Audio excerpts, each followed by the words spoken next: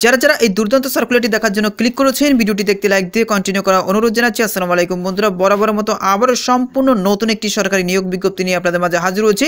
বন্ধুরা, অবশেষে গৃহায়ন ও গণপূর্ত মন্ত্রণালয়ের অধীনে স্থাপত্য অধিদপ্তরে বিশাল একটি নিয়োগ বিজ্ঞপ্তি প্রকাশ করা হয়েছে।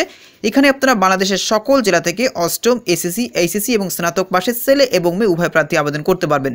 তো প্রিয় বন্ধুরা, এই দুর্দান্ত সার্কুলারে কি পদ রয়েছে, কতগুলো পদ রয়েছে, কিভাবে আপনারা আবেদন করবেন, কত তারিখ থেকে কত তারিখ পর্যন্ত আবেদন করতে পারবেন, আজকের এই ভিডিওটির মাধ্যমে সম্পূর্ণ ধারণা দেওয়ার চেষ্টা করবো। এই জন্য ধৈর্য সহকারে পুরো ভিডিওটি দেখতে হবে। বন্ধুরা, মূল ভিডিওটি শুরু করার আগে বরাবরের মতো ছোট্ট একটি রিকোয়েস্ট থাকবে, আপনি যদি আমাদের এই পরিবারে নতুন দর্শক হয়ে থাকেন, এরকম নতুন সার্কুলার রিলেটেড ভিডিও সবার আগে পেতে আমাদের এই চ্যানেলটি সাবস্ক্রাইব করে পাশে থাকা বেল আইকনটি অন করে রাখুন পরবর্তী ভিডিও নোটিফিকেশন পেতে। আর যারা সাবস্ক্রাইব করেছেন তাদেরকে অসংখ্য ধন্যবাদ।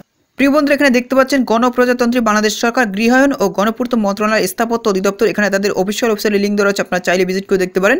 এই সার্কুলারটি প্রকাশ করা হচ্ছে 7 নভেম্বর 2024। তো বুঝতেই পেরেছেন, একদম নতুন একটি সার্কুলার।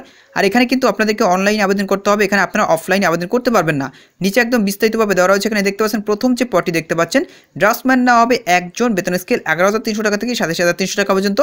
যে কোনো কারিগরি শিক্ষা বোর্ড হতে স্থাপত্য অনন্য ডিপ্লোমা সহ কম্পিউটার এইডেড ড্রাফটিংয়ে 2 বছরের বাস্তব কর্ম অভিজ্ঞতা থাকতে হবে। এরপরে 60 মুদ্রা করে কাম কম্পিউটার অপারেটর না হবে 4 জন, বেতন স্কেল 10,200 টাকা থেকে 24,680 টাকা পর্যন্ত।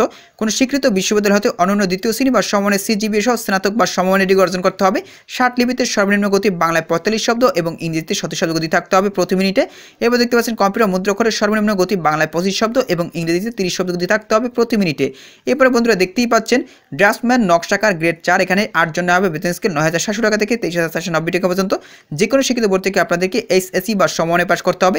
এর সাথে কোনো অনুমোদিত প্রতিষ্ঠান হতে 2 বছর মেয়াদী সিভিল বা আর্কিটেকচার বা বিল্ডিং ড্রাফটিংয়ে সার্টিফিকেট সহ কম্পিউটার এইডেড ড্রাফটিংয়ে 2 বছরের বাস্তব কর্ম অভিজ্ঞতা থাকতে হবে।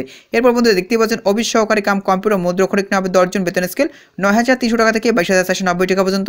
যে কোনো শিক্ষিত বোর্ড থেকে আপনাদেরকে এইচএসসি বা সমমানের পাস করতে হবে। কম্পিউটার মুদ্রাক্ষরের সর্বনিম্ন গতি বাংলায় 20 শব্দ এবং ইংরেজিতে 20 শব্দ গতি থাকতে হবে।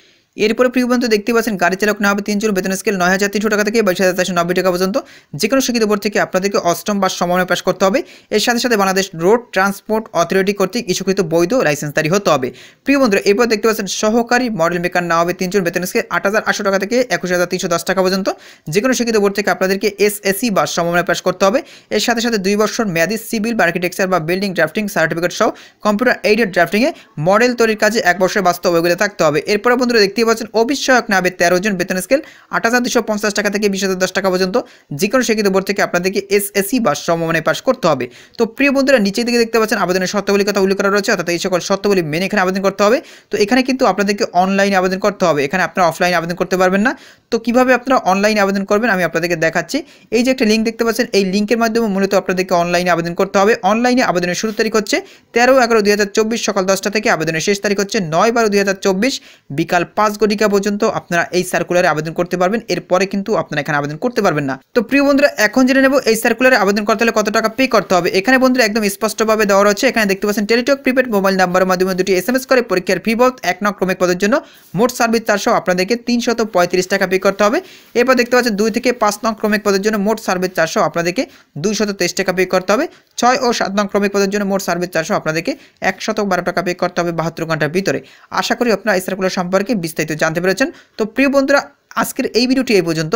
পরবর্তীতে নতুন কোনো সার্কুলার নিয়ে আপনাদের মাঝে হাজির হব। সবাই ভালো থাকবেন, সুস্থ থাকবেন, আল্লাহ হাফেজ।